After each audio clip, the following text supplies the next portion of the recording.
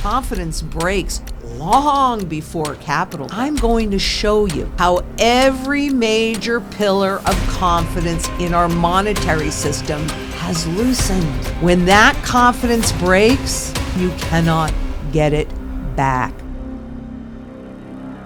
Well, hopefully you have watched the first 3 doom loops. And if you have not, I think it's important that you go back and you do that, because it all builds. The crisis builds one on top of each other. Because, confidence, it's a lot like a bridge.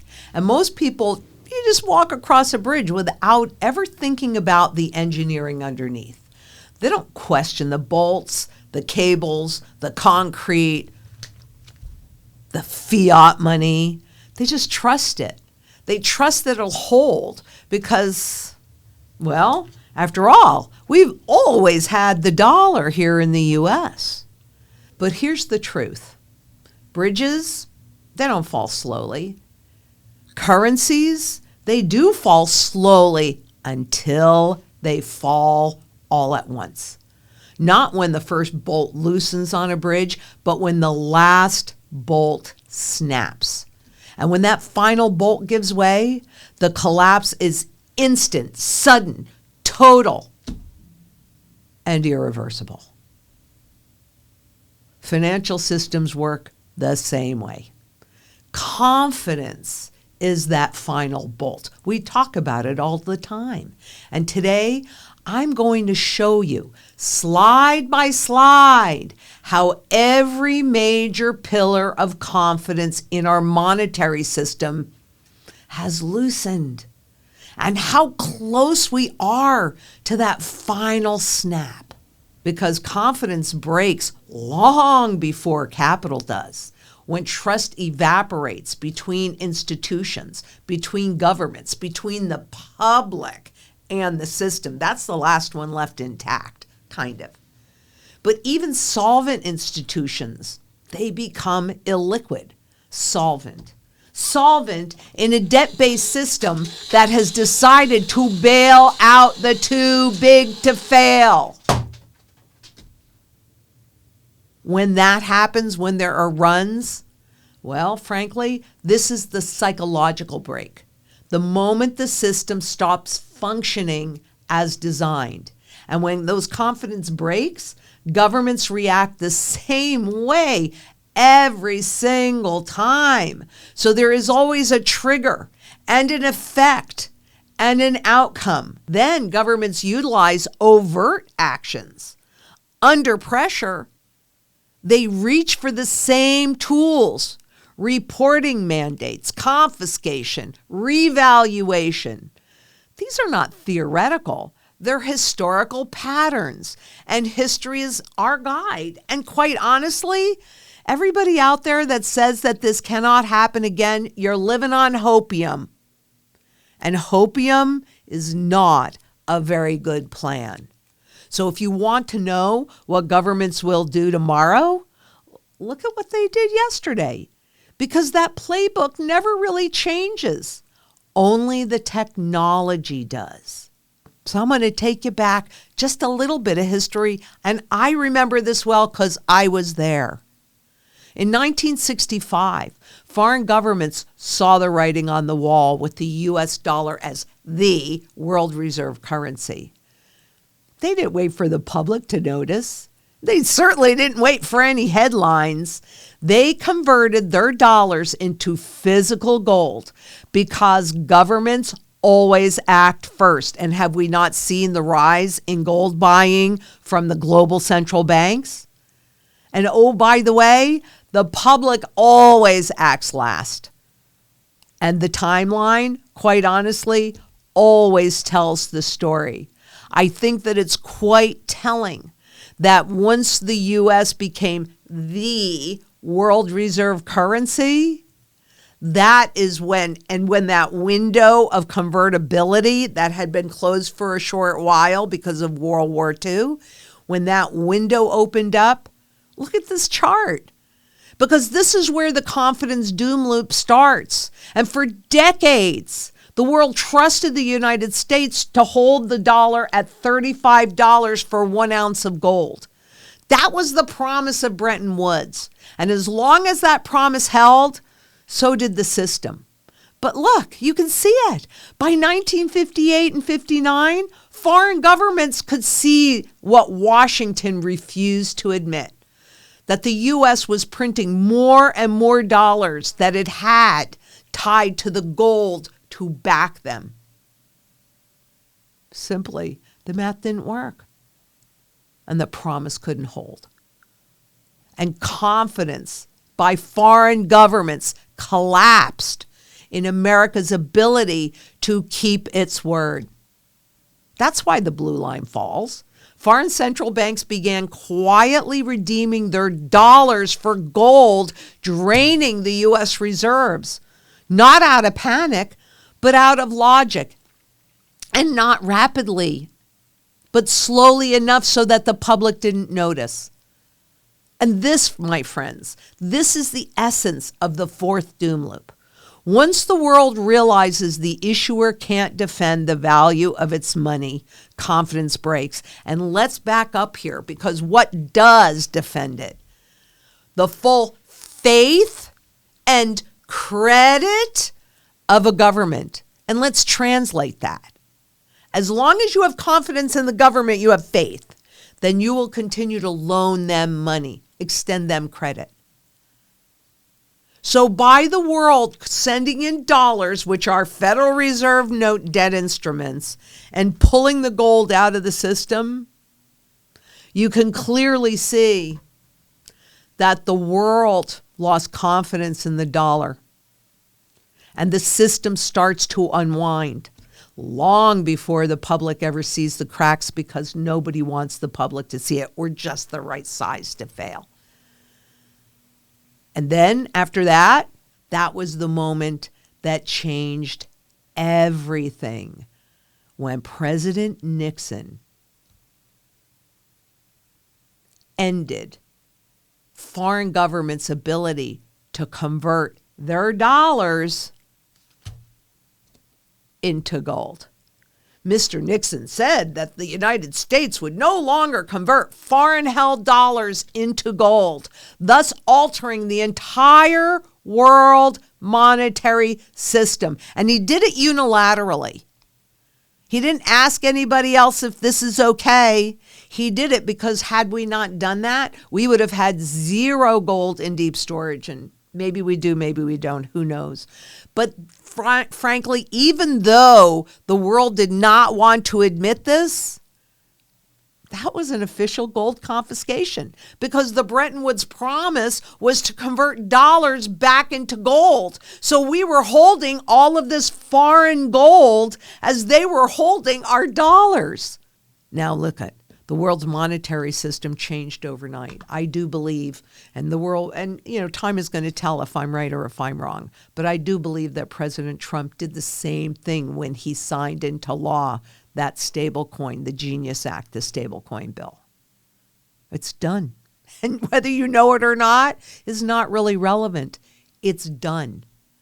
And the foundation of that system now, after the gold was removed, and of the system that we're moving into, it requires one thing: confidence. And when debt or in the future purchases can create money, well, I got to tell you, something very predictable always happens.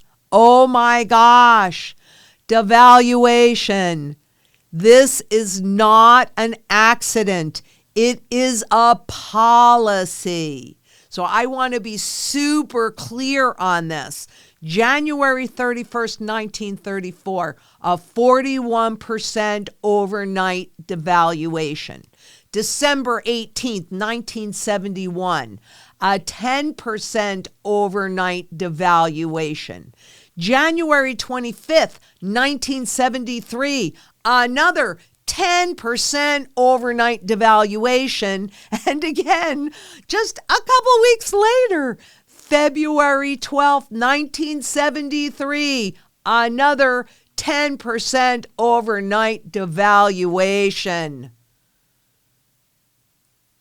Dollar devaluation, the new American reality. Do you see that headline? And that's all thanks to corporate debt passing as money. And frankly, it shows up in the data. This purchasing power of the dollar is a planned devaluation, but they want it to happen slowly enough that you don't change your habits. To them, that's price stability. But make no mistake about it, inflation is planned devaluation, and the central bank's job is to regulate the rate and speed of that devaluation. Because the dollar has lost over 90% of its purchasing power value since 1971. And the derivative markets, well, quite honestly, they tell the same story. So what is a derivative? A derivative is derived from some underlying something. It can be anything. It doesn't matter. But it can never be converted into that underlying. And so I'm going to take you back to 2008 because markets are always now encouraged to experiment with these very complex bets. That's what derivatives are. They're just extremely complex bets against 2 or 3 entities, not a big market.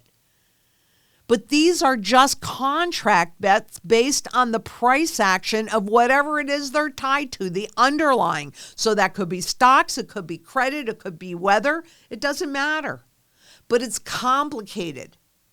And it's only liquid as long as counterparties in those contracts have confidence, right? In a contract, you have 2 parties. You have the issuer and you have the counterparty.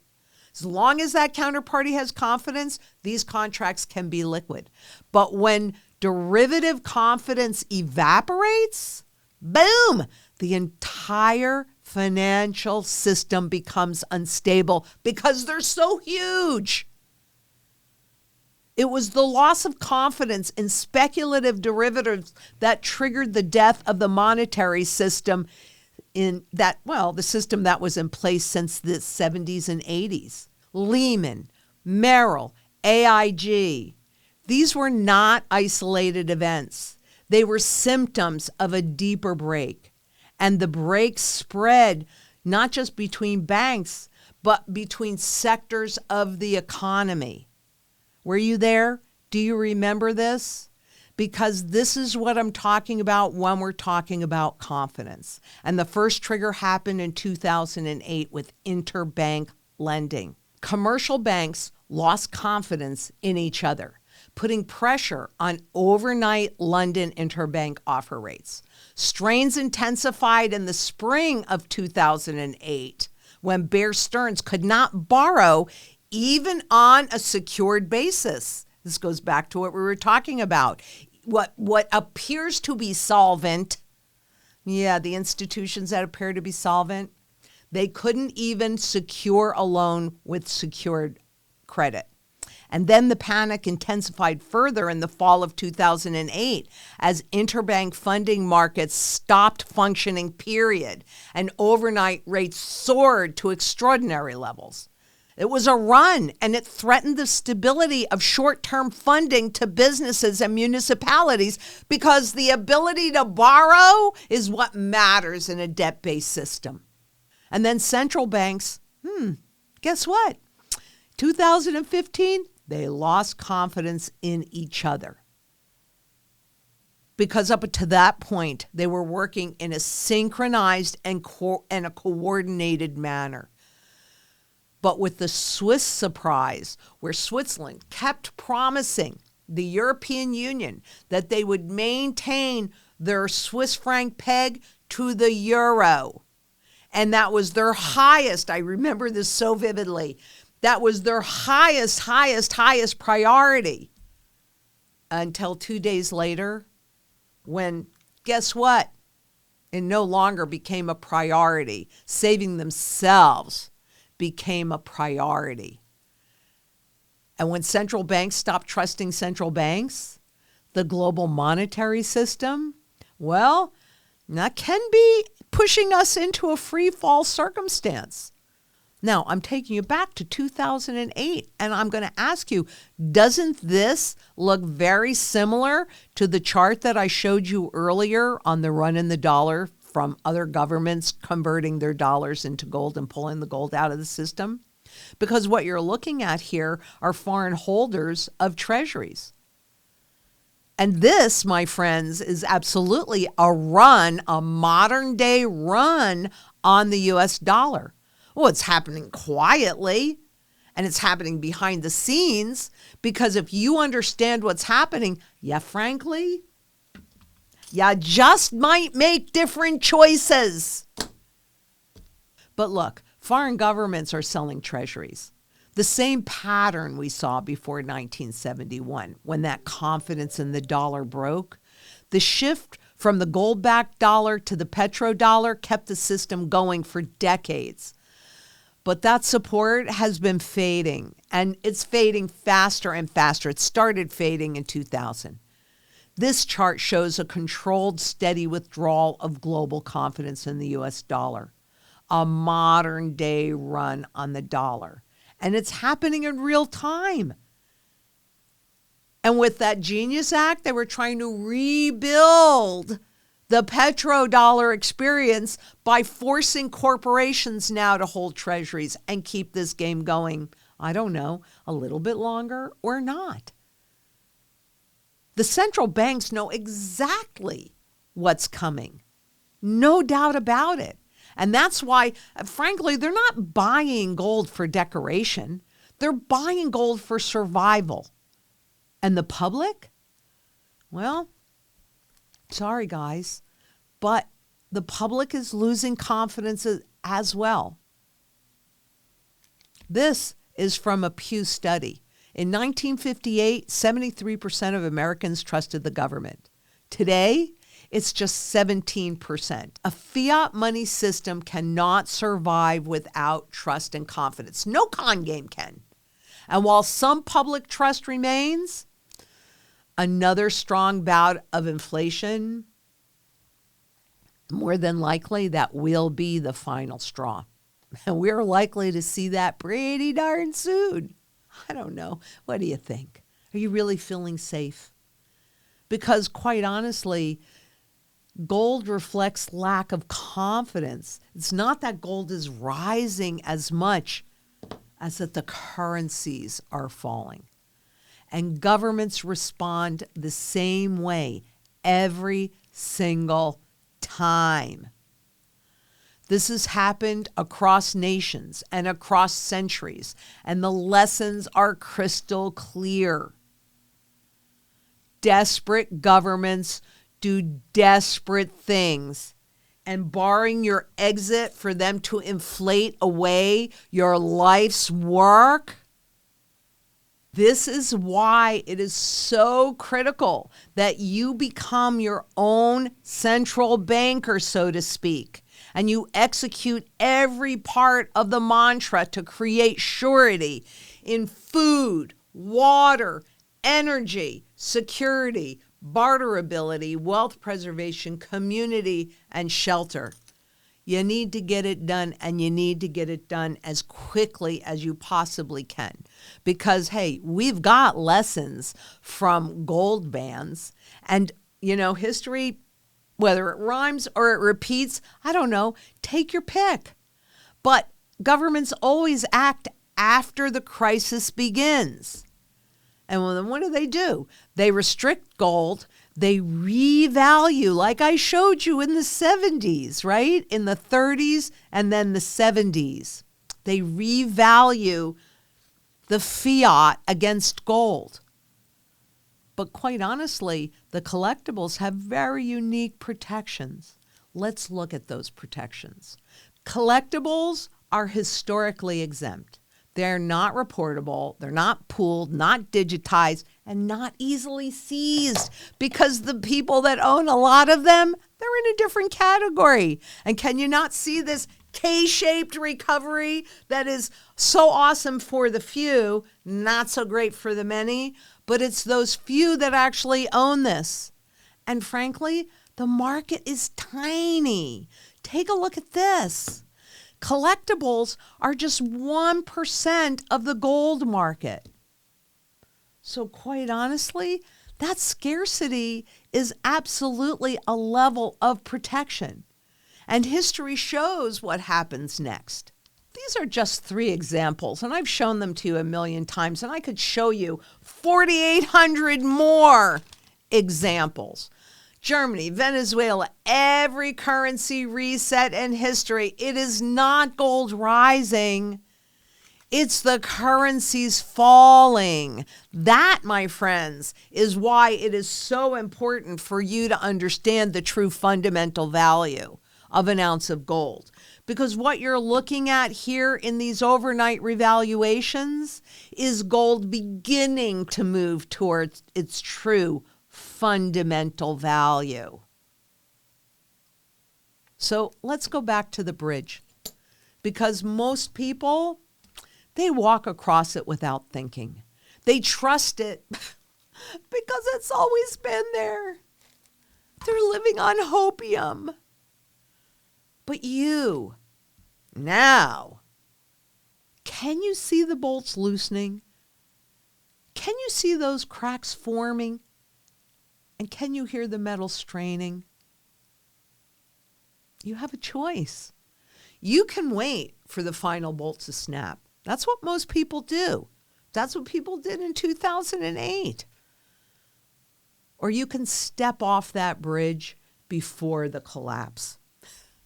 Just by setting up your own sound money strategy, becoming your own central banker, but creating that local community so that you can create surety in all of the mantra areas, and creating that global community as a citizen for sound money.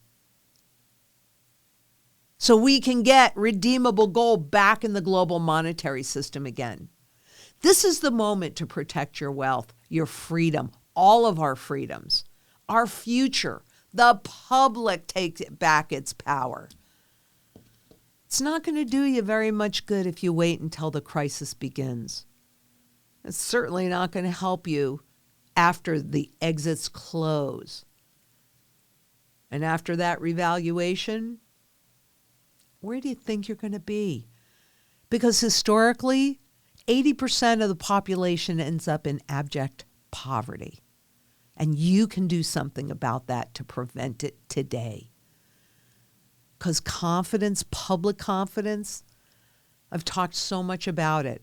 It's the final bolt. And once that snaps, the collapse is instant. That, my friends, when we see consumer confidence go to the lowest levels ever, that is when the clock will really start ticking rapidly. And you want to be in place before that happens. And we're here to help you do it. But even more than that, grow this community. Grow the community that is standing up for sound money. And remember, if you're a client, you get the first dime card for free. After that, you can have it at our cost because you're the army. One person, just little old me, there's only so much I can do. But together, we can do anything, including taking our power back. Join the fight. Protect yourself, protect those you care about, protect the world. Let's make this happen. And until next we meet, please be safe out there. Bye-bye.